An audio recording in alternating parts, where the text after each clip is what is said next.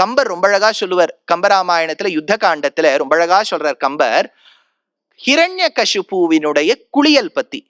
என்ன சார் ராமாயணத்துல வருதா ஹிரண்யகசிபுவை பத்தி அப்படின்னா, கம்பருக்கு கம்பர்னு பேர் வந்ததுக்கு காரணமே என்னன்னு சொன்னா, அவர் நரசிம்மர் கிட்ட அவ்வளவு பிரதிபக்தி கொண்டவர். அவருக்கு நிஜம் பேர் என்னன்னே தெரியாது. அவர் எழுதிய ராமாயணத்தை ஸ்ரீரங்கத்தில் அரங்கேற்றினார்.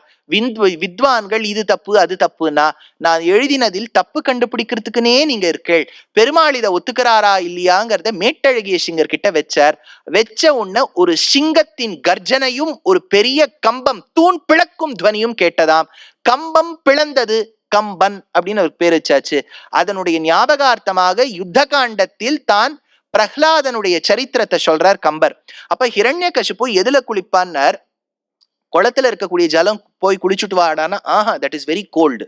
சரி சமுத்திர ஜலத்துல போய் குளினா அது ஒரே உப்பு. எல்லாத்தையும் விட்டுட்டு எந்த ஜலத்துல குளிப்ப, அண்டகட்டாகத்துல ஓட்டையை போட்டு ஆவரண ஜலத்துல குளிப்பேன் நானா அந்த ஹிரண்யகசிபு.